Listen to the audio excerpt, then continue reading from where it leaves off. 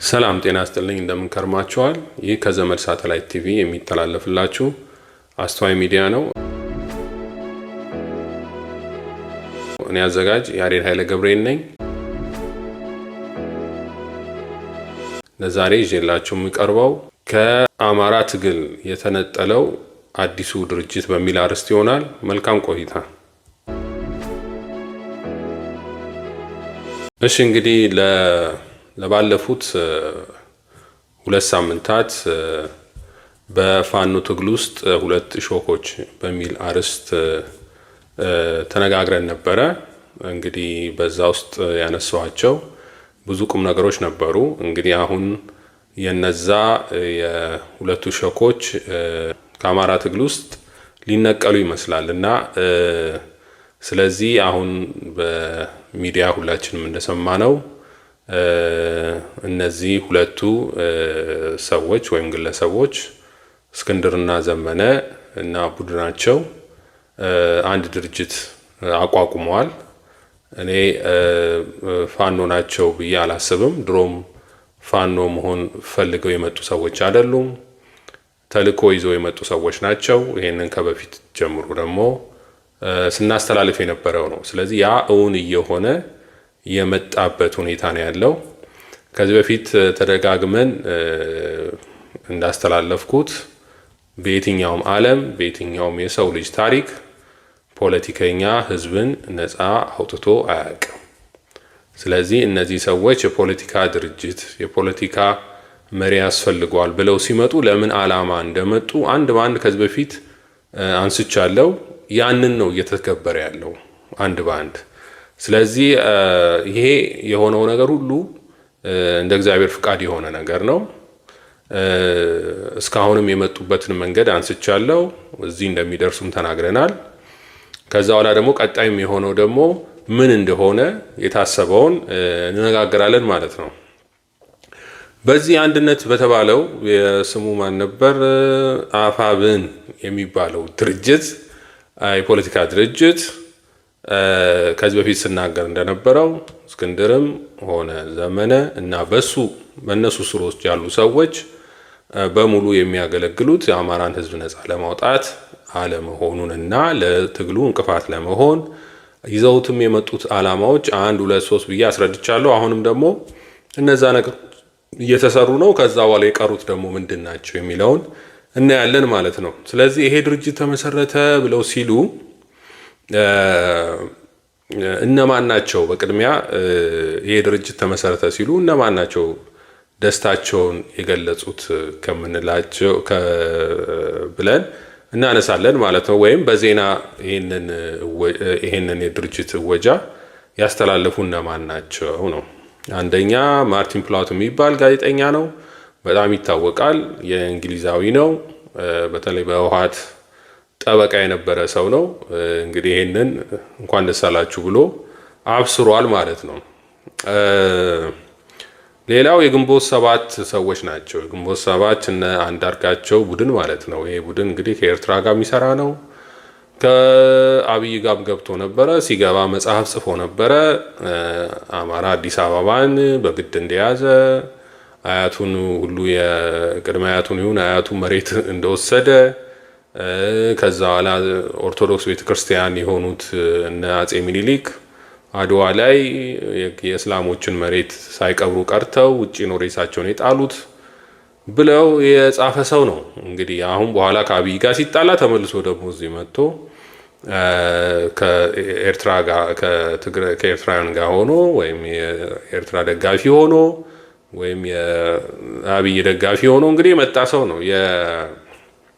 የኢሳያስ ደጋፊ ሆኖ አብይን ለመጉዳት የመጣ ሰው ነው እና ስለዚህ ከአማራ ጋር የነበረው ሂደት አማራን ሕዝብ የሚጠላ ኦርቶዶክስን የሚጠላ ግለሰብ ነው። ድሮም የአፓ የነበረ ነው። ሶሻሊስት የነበረ ሰው ነው። ከብርሃኑ ነጋ የሚሰራ ሰው የነበረ ነው።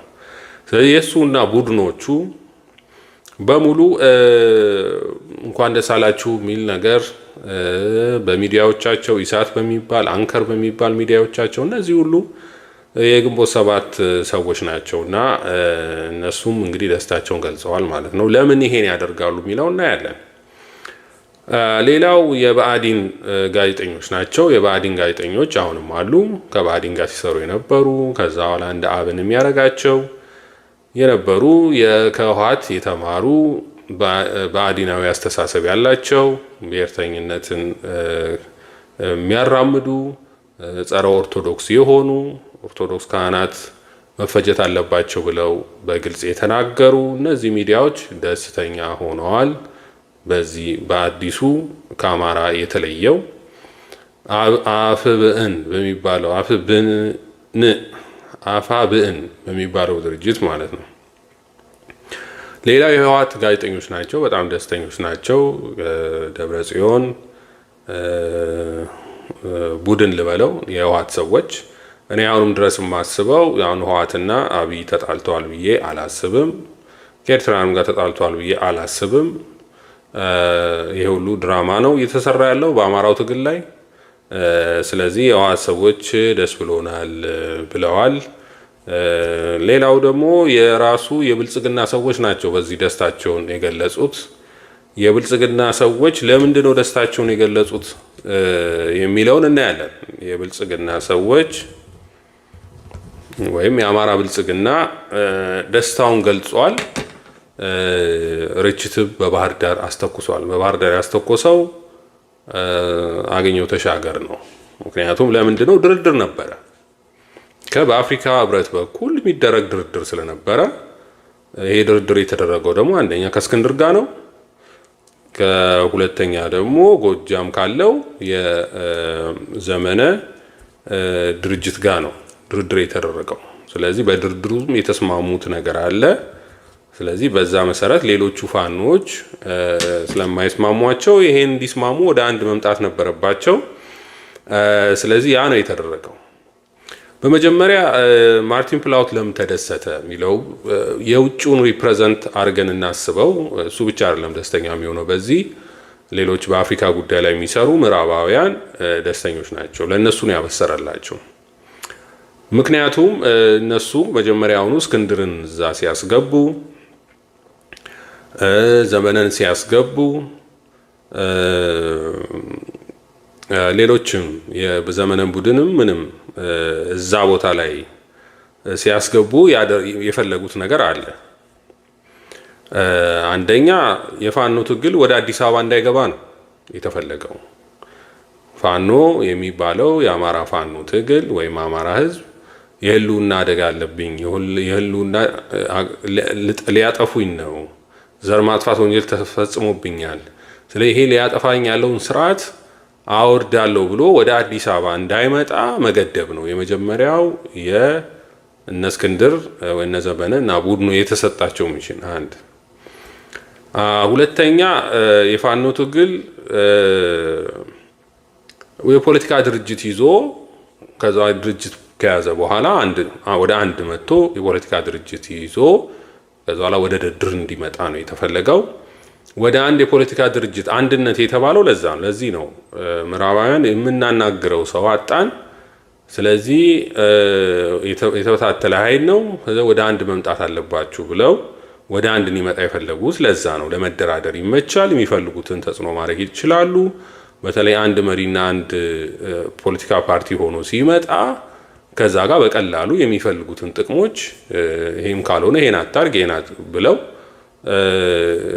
ማለት ይችላሉ። ያለበለዚያ ግን በዚህ በአርበኝነት በተነጻጠለ አይነት ሁኔታ ከሆነ ግን ከማንም ጋር መደራደር አይችሉም። ስለዚህ ጥቅማቸውን ለማስከበር ሲል ወደ አንድ ፓርቲ እንዲመጡ የተፈለገው ለዛ ነው እንጂ አማራ የተለያየ ሆኖ አይደለም።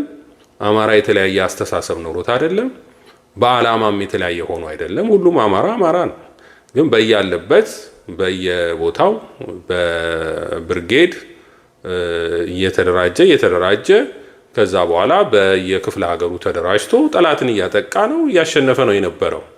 ስለዚህ አንድ ሁኑን የሚለው ነገር የምን አንድነት ነው መጀመሪያ የተፈለገው የምን አንድነት ነው። ስለዚህ ታግሎ ተባብሮ በነፃ ይህን ስርዓት ማስወገድ ነው የተፈለገው። ወይስ የፖለቲካ ድርጅት መስርቶ ያን በፖለቲካ ድርጅት በዛ በመሪዎቹ አማካኝነት የፋኖን ትግል መቆጣጠር ነው የተፈለገው የሚለው ነው ዋናው ፖይንት። እና ይሄ አንድነት የተፈለገበት ምክንያት በቀላሉ ለምዕራባውያን ያለውን ትግል ኮንትሮል ለማድረግ ለመቆጣጠር እንዲያመቻቸው ነው። ሌላው የኦርቶዶክስ እምነት ተከታይ የሆኑ አማሮች ከትግሉ እንዲወጡ ማድረግ ነው። ይሄ በጣም ሁሉም ሲሰሩበት የነበረ ነው። እስክንድርም መስሎ ነው የገባው። ሲያስመስል መጽሐፍ ቅዱስ ይዞ መጣ። ቤተሰቦቹ ግን ባክግራውንዶቹ ኦርቶዶክስ አይደሉም። ስለዚህ እሱም አይደለም ምንም የኦርቶዶክስ ጣዕምም ባህሉንም እምነቱንም የሚያውቅ አይደለም፣ ስርዓቱንም የሚያውቅ አይደለም። ግን የፋኖ ታጋዮች ወይም አማሮች 90% ኦርቶዶክስ ስለሆነ አስመስሎ ለመግባት የተፈጠረበት ዘዴ ነው። ይሄ የስለላ ቴክኒክ ነው። አንድን ድርጅትን ለማፍረስ ተመሳስሎ የመኖር እና ራሱን በዛ አይነት ነገር ማሳየት፣ ለዛ ነው የተከባው። ግን ዋናው ዓላማቸው እነሱ ኦርቶዶክስ የሚታገሉ በትግሉ ላይ ያሉ የትግሉ ደጋፊዎች እነሱ እንዲወጡ ማድረግ ነው። ወይ ማንኛውም ኦርቶዶክሳዊ የሆነ በዚህ አደረጃጀት ውስጥ እንዳይገባ ነው። ይሄ የራሳቸው ምክንያት አላቸው። ሶስተኛው ፋኖ ከህወሓት ጋር እንዲታረቅ ነው ወይም እንዲደራደር ነው። ህወሓት የፋኖ አለቃ እንዲሆን ነው ወይም የፋኖ ትግል ከህወሓት ቁጥጥር ስር እንዳይወጣ ነው። ይሄ ሰሜናዊ የሚሉት ነገር የመጣው ለዛ ነው።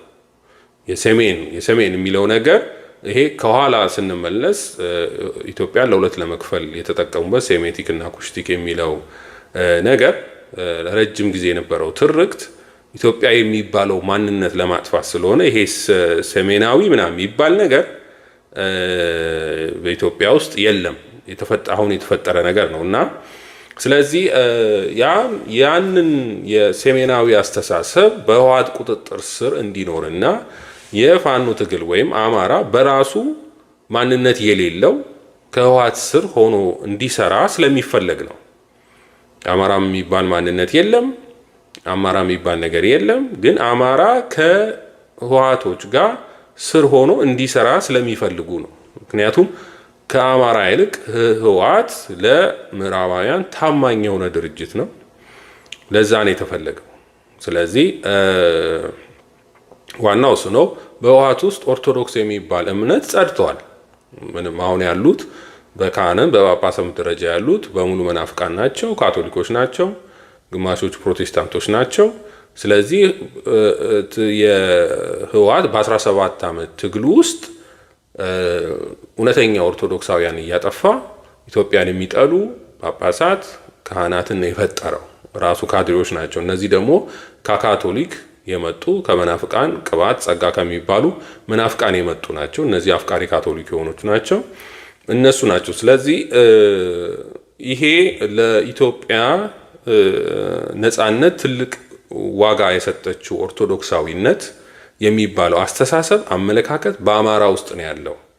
ስለዚህ በትግራይ ውስጥ ግን ሙልጭ ብሎ እንደጠፋ ስለሚያውቁ ስለዚህ ይሄንን አመራር ይሄንን አሰራር በህወሓት ስር እንዲሆን ስለሚፈልጉ ስለዚህ ከህወሓት ጋር ታረቁ ነው እያሉ ያሉት። አሁንም የሆነው እሱ ነው እያየን ያለ ነው ማለት ነው። እና ታረቁ የሚለው ትዕዛዝ የመጣው ከነሱ ስለሆነ ነው። ሌላ ወልቃይት እንዲያስረክቡ ስለሚፈለግ ነው። እስካሁንም ድረስ የዌስተርኑ ሚዲያ ወልቃይትን ለትግራይ አድርጎ ነው የሚያስበው። በቅርቡም የተደረገው የአምባሳደሩ ጉዞ ይሄ ወልቃይትን የናንተ አይደለም የሚል ወይም ህዝበ ውሳኔ መደረግ አለበት የሚል ነው። ህዝበ ውሳኔውን ለማድረግ ደግሞ ከተፈናቅለዋል የሚባሉት ሰዎች ወይም ሌሎች አምጥተው እዛ ቦታ ላይ ያሰፍሯቸዋል። እነሱ ቮት እንዲያደርጉ ያደርጋቸዋል ማለት ነው። ስለዚህ ያንን ለማድረግ እንዲያመቻቸው ነው። በተደጋጋሚ ተናግሬያለሁ።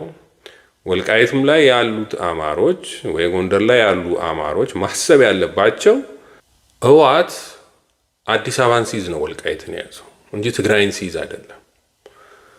ህወሓት ወልቃይትን ያጣው ከአዲስ አበባ ሲወጣ ነው። ስለዚህ አሁንም ማዕከላዊ መንግስትን እስካልተቆጣጠረ ድረስ በአማራ ስር እስካልሆነ ድረስ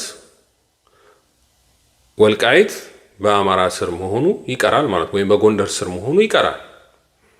ሊያሳካ አይችልም። ለዚህ ነው ህወሓት እኮ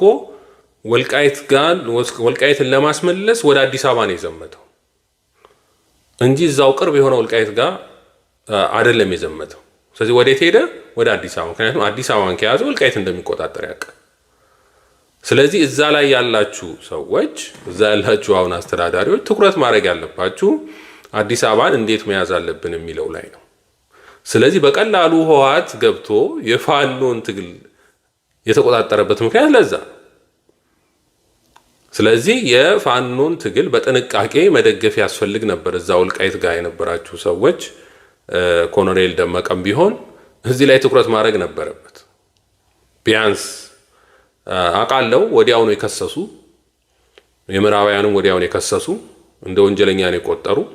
ሆኖም ግን ማዕከላዊ መንግስት ሲያስክ ድረስ ተቆጣጠርክ ድረስ ማንም ምንም የሚያመጣው ነገር የለም። ካንተ ጋር አብሮ መስራት ነው የሚፈልገው ማዕከላዊ መንግስቱን ከያስክ ድረስ። ማዕከላዊ መንግስቱን እስካልያስክ ድረስ ግን ማንም የውጭ አካል ካንተ ጋር ሊሰራ አይችልም። ስለዚህ መታሰብ ያለበት አዲስ አበባን የማትቆጣጠር ከሆነ ማዕከላዊ መንግስቱን የማትቆጣጠር ከሆነ ወልቃይትን ይዘህ መቆየት አትችልም። ስለዚህ ህወሓቶች ምንድን ነው ያደረጉት? በፋኖ ውስጥ ባላቸው በቀደመው መዋቅር አማካኝ ምክንያቱም የራሳቸው ሰዎች አላቸው። የፋኖን ትግል በመቆጣጠር የፋኖን ቁጥር በመያዝ ከነሱ ጋር ወዳጅ ሆኖ በመቅረብ አዲስ አበባን መንግስትን አስገድደው ወልቃይትን ማስመለስ ነው እየሰሩ ያሉት። ይሄ ነው እየሆነ ያለው። ስለዚህ ወልቃይት ላይ ያለው የወልቃይት ህዝብ አዲስ አበባን መቆጣጠር ወይም የወልቃይት አማራ ወሳኝ መሆኑን ማወቅ ነበረበት። እዛው ላይ ወታደሮች ይዤ ተቀምጬ ማንም መጣ ማንም እታገላለሁ የሚለው ነገር የሚያዋጣ ነገር አይደለም። ምክንያቱም አሁንም ባጀቱ እየመጣ ያለው ከማዕከላዊ መንግስት ነው። ማዕከላዊ መንግስት ተጽዕኖ የሚያሳድርበት ከሆነ ህወሓት በፋኖ በኩል የሚመጣ ከሆነ የማዕከላዊ መንግስት ለህወሓት ጋር ይደራደራል ማለት ነው። ተደራድሮ ወልቃይትን ይሰጣል፣ ባጀትን ይከለክላል። ስለዚህ ዋጋ የለውም። ስለዚህ እዛ ወልቃይትን ይዤ ብቻ ዝም ብዬ እቀመጣለሁ፣ ሌላው አማራ ነፃ ወጣ አልወጣ እኔ ችግር የለብኝም የሚለው አስተሳሰብ ትክክል አይደለም። አሁንም የመጣው የአምባሳደሩ የመጣበት ምክንያት ይሄንን ነገር ለማሳመን ነው። የእናንተም አይደለም የህዝቡ ነው። ህዝቡ ቦት ያርግ ነው። ህዝቡ ቦት ያርግ ደግሞ ከተባለ ከዛ የተፈናቃዮች ተብሎ ከዛ በላይ አሁን ካሉት ከሚባሉት እጥፍ አድርጎ ህወሓት ያመጣና ቮት እንዲያደርጉ ያደርጋል ማለት ነው። ያ እንኳን ሂደት ቢሄድ እንኳን አማራ አሁንም ማዕከላዊ መንግስቱን እስካልተቆጣጠረ ድረስ ጋራንቲ የለውም። ወልቃይት ላይ ጋራንቲ የለም። ይዤ ዝም ብዬ እቀመጣለሁ ብሎ የሚባለው ነገር ዝም ብሎ ሞኝነት ነው፣ የማይሆን ነገር ነው እና ይሄን ማሰብ ያስፈልጋል። ስለዚህ እነዚህ ናቸው ዋና ዓላማዎቹ። ለዚህ ነው ማርቲን ፕላውት በዚህ ነገር ደስተኛ የሆነው። ይሄ ነገር ይሳካል ብሎ ይደረግልኛል ብሎ ያሰቧቸው መጀመሪያ አስቀድሞ ወደ ፋኖ ትግል እንዲገቡ የተደረጉት እነ እስክንድርና መሰሎቹ እነ ዘንበነና ግሩፖቹ ወደፊት ሆነው ስለመጡ የፋኖ መሪ ነን ብሎ የፖለቲካ ድርጅት ይዘው ስለመጡ በጣም ደስተኛ ሆነዋል ማለት ነው። ሌላው የግንቦት ሰባት ሰዎች ሁሌ የሚሳሳቱ ናቸው። እነሱ ሁሌ የሚሳሳቱ ናቸው የግንቦት ሰባት ሰዎች እና ሁሌም አይቀናቸውም። ምክንያቱም እውቀት የላቸውም፣ የሀገራቸውን አያውቁ። እርግጥ ነው ዶክተሮች ናቸው፣ ፕሮፌሰሮች ናቸው፣ ሌሎቹም የሆነ ትምህርት ተምረዋል። ግን ያ ሙያ ትምህርት ነው። ሀገራቸውን ግን በሚገባ የሚያውቁ አይደሉም። መጀመሪያውኑ ብሬኖች የተደረጉ ስለ ታሪካቸው ስለ ማንነታቸው የማያውቁ ናቸው። ዝም ብለው ምዕራባውያን የዘረገፉትን ታሪክ ብለው ያስቀመጡትን ነገር ይዘው የመጡ በያፓ ውስጥ ሲያልፉ ጸረ ኦርቶዶክስና ጸረ አማራ ታሪክ ይዘው የመጡ ሰዎች ናቸው። በዛ ብሬናቸው ወሽ የተደረገ ነው። ነገስታቱን የሚጠሉ ስለዚህ ስለምንም የሚያውቁት ነገር የለም እና አንዳርጋቸው ነው በጣም መሀይሞች ናቸው። ሁሌ የሚሳሳቱ ናቸው። አብይ ብለው ዘለው ሄደው ጨፍረው ከእንደገና የተባረሩ ናቸው። ዋጋ የማይሰጡ ስለሆኑ ቫሉ ያላቸው ሰዎች ስላልሆኑ ያባረራቸው። ጎዳና ለጎዳና ተንከራቶ ነው በኋላ ላይ የመጣው። ስለዚህ እነዚህ ሰዎች በቀል ስላላቸው በቀላቸውን ለመወጣት የአማራ የፋኖ ትግል ምናምን እያሉ ይላሉ። ግን አስረስም ቢሆን አስረስ ማሬም ቢሆን ዘመነም ቢሆን እስክንድርም ቢሆን ከምዕራባውያን ፍላጎት ፈቀቅ አይሉም። ይሄን ማወቅ አለባቸው። ምዕራባውያን ደግሞ ከአብይ በላይ ወዳጅ የላቸው። ከአብይ በላይ ወዳጅ የላቸውም። ህወሓት ሰከንደሪ ነው። ከአብይ በላይ ወዳጅ የላቸው። እንዳትሸወዱ። በዱባይ በኩልም ወይ በአረብ ኤሚሬት በኩልም እያደረጉ ያሉት እሱ ነው። አረብ ኤሚሬትን የሚመራት ማን ነው? አረብ ኤሚሬት ከጀርባ ያለው ማን ነው? መጀመሪያ አረቦች አይደሉም እኮ እነሱ። ስለዚህ አብይም ቢሆን የተሻለ ነው ከህወሓትም የተሻለም ስለሆነ ነው ወደ ስልጣን ያመጡት እኮ። ከተሻለ ከህወሓት የተሻለ ይሰራልናል ብለው ስላሰቡ ነው ወደ ስልጣን ያመጡት። ስለዚህ እነሱን ያመጡለት ደግሞ እየሰራላቸው ያለው እነሱ የሚፈልጉትን ነው እየሰራላቸው ያሉት። እነሱ ያስቀመጡን ነው እየሰራላቸው ያሉት። ስለዚህ ለምን ብለው በህወሓት የሚተኩበት ምክንያት አይኖርም ማለት ነው። ግንቦት ሰባት ውስጥ ያልገባቸውም ሌላው የብአዴን ጋዜጠኞች አብን ብለው የጮሁ ናቸው። በኋላ ተሰደው የወጡ ናቸው። አማራ ብሔርተኝነት ብሎ ቢል እዚህ ደርሳል ብለው የሚያስቡ እንደ ኢቢሲ ሮሃም በሌላም በኩል የህወሓትን ደጋፊ ናት። ምክንያቱም ፈረንጆቹ የሚሉትን የምታራምድ ናት። ሌላው ደግሞ ያው ኤቢሲ የሚባለው እነሱ ህወሓት የነበሩ ሰዎች ናቸው። አኩርፎ ነው ከአብይ የወጡትና የሚያስቡትም አንድ አይነት ነገር ነው እና እነሱ በምኞት ውስጥ የሚኖሩ ናቸው። ለእኔ የሚሉት ነገር የሚሆን ነገር አይደለም። ምክንያቱም ምን እንደሚሆን አሁን ወደፊት የሚሆነውን እንነጋገራለን እያንዳንዱ ነገር። ሌላው የህወሓት ጋዜጠኞች ናቸው። የህወሓት ጋዜጠኞቹም እንደዚሁ ወይም ህወሓቶች ፈልገውታል፣ ድጋፍ አድርገዋል። እነዚህ የህወሓት ሰዎች ከኢሳያስ ጋር የሆኑ ሰዎች ናቸው። እንግዲህ ይህን ነገር ፈልገዋል። ሌሎቹ የብልጽግና ነው። ብልጽግና እና አገኘሁ ተሻገር ወይም ብአዴኖች እዛው ባህር ዳር ላይ ርችትም ተኩሰዋል። እነሱ ናቸው የተኮሱት፣ ሌላ ማንም አይደለም። ምክንያቱም የራሳቸው ሰዎች ናቸው። ተነጋግረዋል። ወደ አንድ ከመጣችሁ ቅድሚያ ወደ ድርድር እንደሚገቡ ጦርነቱም እንደሚቆም ያውቃሉ። ስለዚህ ምንም በዚህ በጣም ደስተኞች ናቸው። ስለዚህ አንድ ባንድ እንምጣ። ለምንድን ነው መጨረሻ ላይ ማን ነው ዊን የሚያደርገው ነው? የመጀመሪያ ዊን የሚያደርገው በዚህ ድርጅት እንደፈለጉት ይሄ ድርጅት የአማራን ትግል እንዳለ ይዞ የህልውናን ትግል ተቆጣጥሮ አርበኞቹን ሀሳብ ተቆጣጥሮ እነሱ እንደሚፈልጉት አሳልፈው ለኛ ከሰጠን ማን ነው ዊን የሚያደርገው ነው? ይሄ ድርጅት አንደኛ ዊን የሚያደርገው ብልጽግና ነው። ምክንያቱም ምንድነው ወደፊት የተፈለገው በግልጽ የተቀመጠው አንደኛ ወደ ድርድር ነው የሚገቡት። የመጀመሪያው ስራ ቶክስ ማቆም ነው። ይሄን ተስማምተዋል። ይሄን በአፍሪካ ህብረት በኩል በተደረደረው ድርድር የመጀመሪያ የቶክስ አቁም ያደርጋሉ ማለት ነው። አንድ እንዲሆኑ የተፈለገው ለዛ ነው። አንድ ሆኑና ምክንያቱም በተናጠል ቢሄዱ ብቻቸው እንደሚወጡ ያውቃሉ። ከአማራ ህዝብ ተለይተው እንደሚወጡ ያውቃሉ። አሁን ብዙዎቹ ቀድመው ሄደው አይ ከሆነማ እኛ በቃ ቀድመን እንሂድ ብር ኦፈር እየተደረግን ነው ብለው እንደወጡት መውጣት ይሆናል፣ ብቻው መቅረት ይሆናል። ምክንያቱም ብዙዎቹ ብቻቸውን ነው የሄዱት።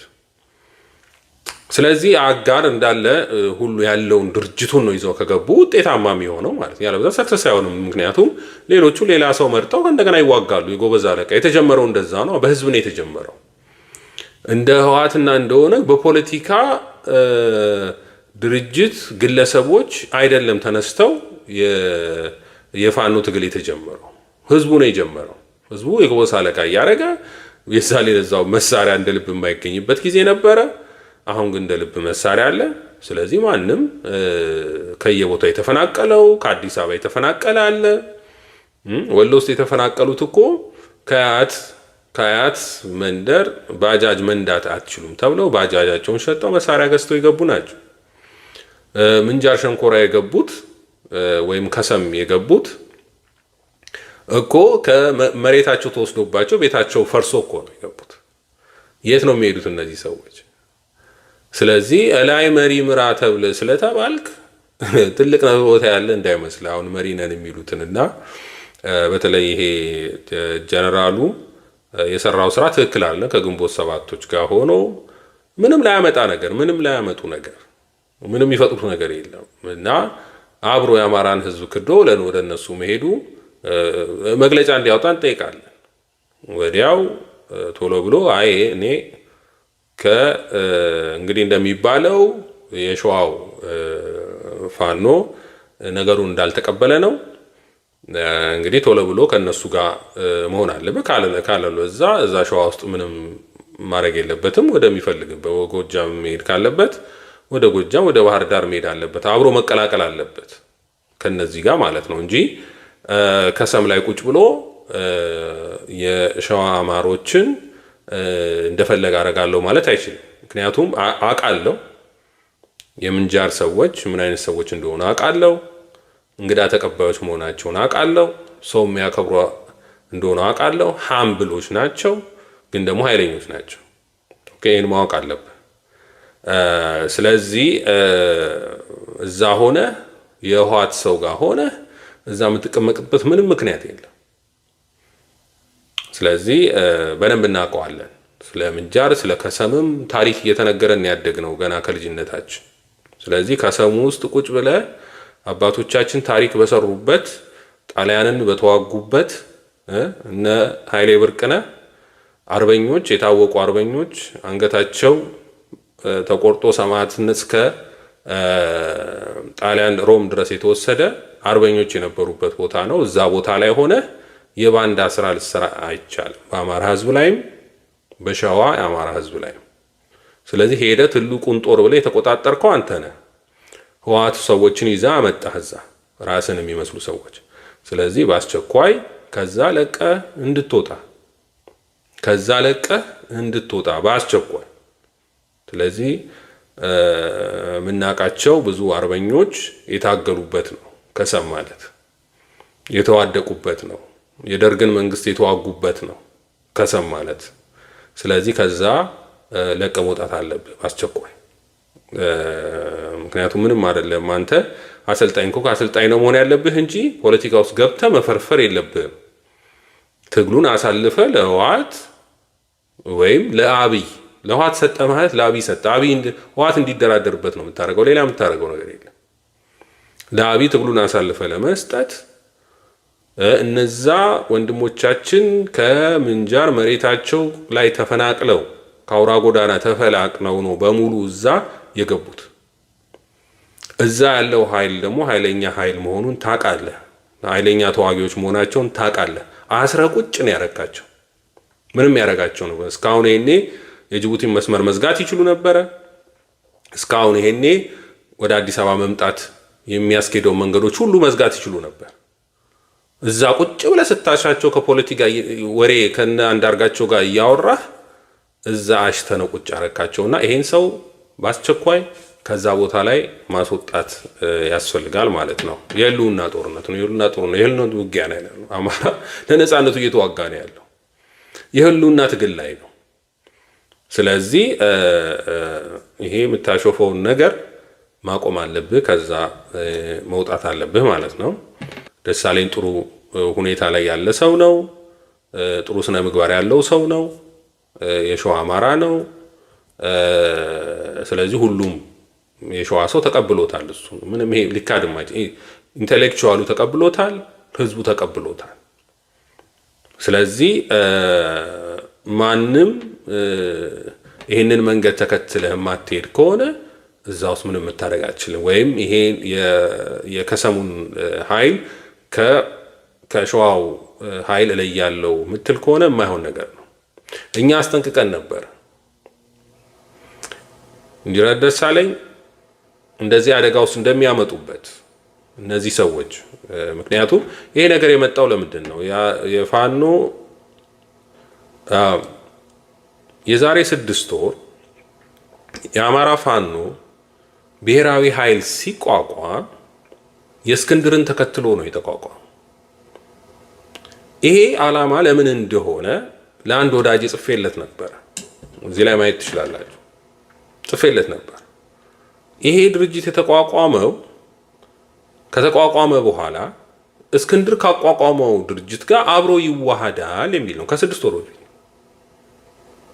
ምክንያቱም ዘመነና እስክንድር አብሮ የሚሰሩ እንደሆነ ደጋግሜ ነው የተናገርኩ ያለሁት። ስለዚህ አይመስለኝም። ምክንያቱም በወቅቱ መግለጫ አውጡ የሚል ነገር ስለነበረ የሸዋ ሰዎች መግለጫ እንድናወጣ ተፈልጓል፣ ድጋፍ ማለት ነው። ስለዚህ እኔ እንደፈለጋችሁ አድርጉ፣ የኔ ሐሳብ ግን ይሄ ነው። ወዲያው ይሄም ድርጅት ተቋቁሞ አልፈለገም ነበር የጎጃሙ ሰው። ለምንድን ነው የተፈለገው? አንድ ድርጅትና አንድ መሪ ነው የተፈለገው። ምዕራባውያን እንዲያቋቁሙ የተፈለገላቸው እነሱ ሊያዙት የሚችሉት አንድ ግለሰብና አንድ ፓርቲ ሲኖር ነው። ይሄ አደረጃጀቱ ግን ኮሌክቲቭ ሊደርሺፕ ስለሆነ 12 ሰዎች ተመርጠው በኩል የሚወስኑት ውሳኔ ስለሆነ ይሄ አይመችም። ይሄ ማኒፕሌት ለማድረግ አይመችም። ህወሓት ገብቶ እንደፈለገ ሊፈተፍት አይችልም። ምዕራባውያን እንደፈለጉ ማንንም ማዘዝ አይችሉም። በጋራ የሚወሰን ውሳኔ ነው። ይሄ ነው የፋኖ ምክር ቤት የተፈራው። ለዚህ ነው እነ እስክንድር የመጡት የፋኖ ምክር ቤትን አፈርሰው የአንድ ፖለቲካና የአንድ ግለሰብ ድርጅት እንዲሆን የተፈለገው። በቃ ይሄን ነው እያደረጉ ያሉ።